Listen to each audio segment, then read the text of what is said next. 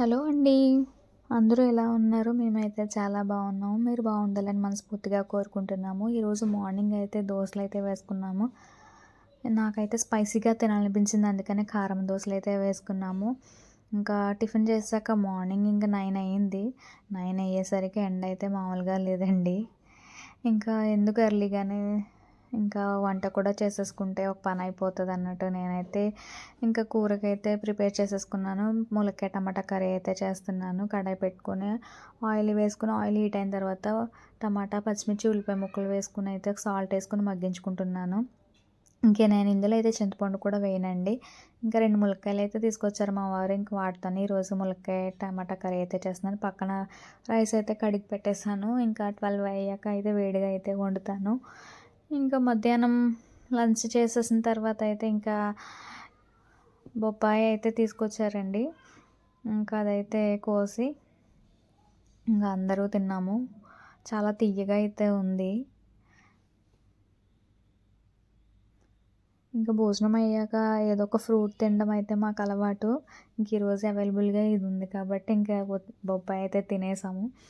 ఇంకా మేమైతే ఈ మధ్యన ఇండోర్ ప్లాంట్స్ మీద అయితే పడ్డామండి. ఇంట్రెస్ట్ బాగా పెరుగుతుంది. ఇంకా నర్సరీకి వెళ్ళి ఇవైతే బాగున్నాయి, గుబురుగా ఉన్నాయని తెచ్చుకున్నాము. Peace lily. ఈ పీస్ లిల్లీ ఏంటంటే నిద్రకి మంచిగా ఉపశమనం కలిగిస్తుందంట. అలాగే గాలిని కూడా ప్యూరిఫై చేస్తుందంట ఈ ప్లాంట్. ఇంకా పక్కనైతే ఇంకా స్నేక్ ప్లాంట్ కూడా పెట్టుకున్నామండి. ఇంకా మా బాబుకైతే ఈవినింగ్ లేచేసరికి దానిమ్మకాయ గింజలైతే ఒలిచేసి పెట్టేశాను. ఇంకా వాడైతే కొంచెం తిని వదిలేసాడు. ఇంకా రేపటికైతే ఇడ్లీకి అయితే రుబ్బు పట్టేశాను. అలాగే పక్కనైతే ఇడ్లీ నూక కడిగి పెట్టేశానండి. ఒక గ్లాస్కి 3 గ్లాసులు అయితే తీసుకుంటాను. నేను ఇడ్లీకైనా దోసలకైనా ఒకటేలాగా కొలత తీసుకుంటాను. ఇడ్లీలు కూడా పర్ఫెక్ట్గా వస్తాయి, అలాగే దోసలు కూడా పర్ఫెక్ట్గా వస్తాయి.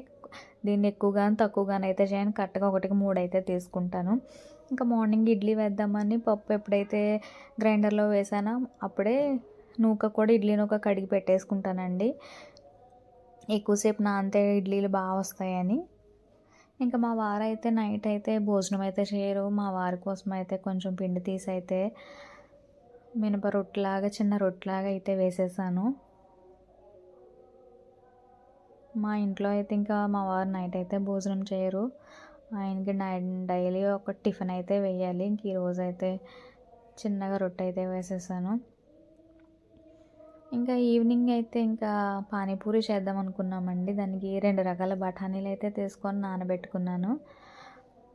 మార్నింగ్ అయితే నానబెట్టేసుకున్నాను ఈవినింగ్ చేద్దామని. సో ఈవినింగ్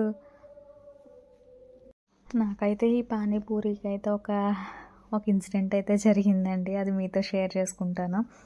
నాకు ఒకసారి అయితే పానీపూరి తినాలనిపించి మా వారిని అయితే తీసుకెళ్ళమంటే తనైతే తీసుకెళ్ళారు. తీసుకెళ్ళిన తర్వాత అక్కడికి వెళ్ళిన తర్వాత ఆనియన్స్ కట్ చేయడం కానీ అదంతా చూసి నాకు ఎందుకో అయితే ఆ చుట్టుపక్కల ఉన్న ఆ ఏరియా అంతా చూసి నాకైతే నిజంగా తినాలనిపించలేదు. నేనైతే నడిచి వెళ్ళిపోదామని అయితే తీసుకొచ్చేసాను. నాకైతే అంత చిరాకుగా అనిపించిందండి. ఇంకా ఎందుకు మనం ఎప్పుడైనా తినాలనుకుంటే ఇంట్లోనే చేసుకోవచ్చు కదా ఈజీగా బయటకి ఎందుకని అనుకుని ఇంకా అప్పటి నుంచి పానీపూరి అయితే నేను తినడం మానేశాను. ఇంకా ఇంట్లోనే ఈజీగా అన్నీ ఉంటాయి కాబట్టి మనం ఈజీగా సింపుల్గా చేసేసుకోవచ్చు.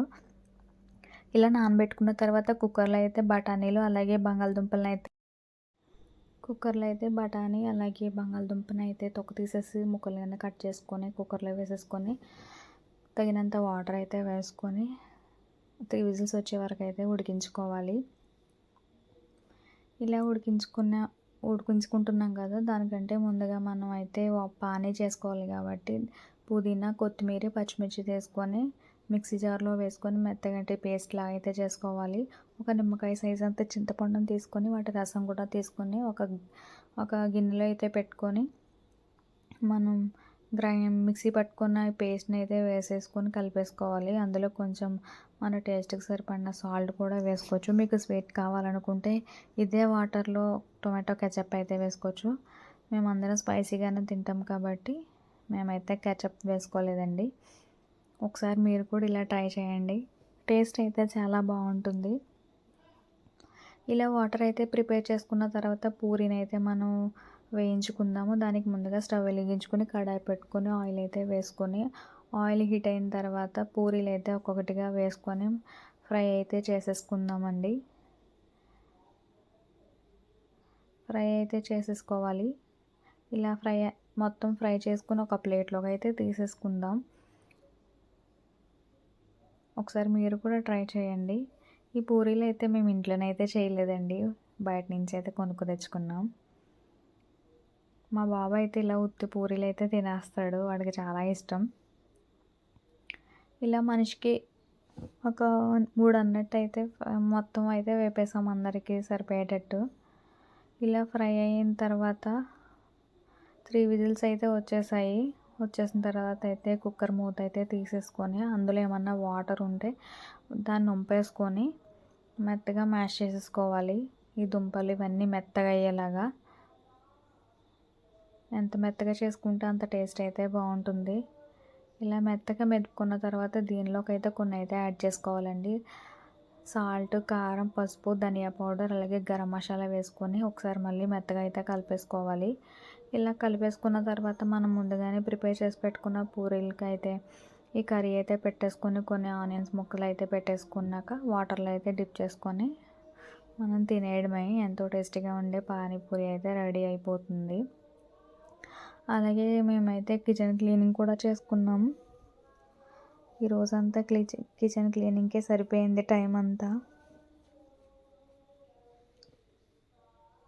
చూసారా ఎంత నీట్గా అయితే సర్దిందా మా వదిన.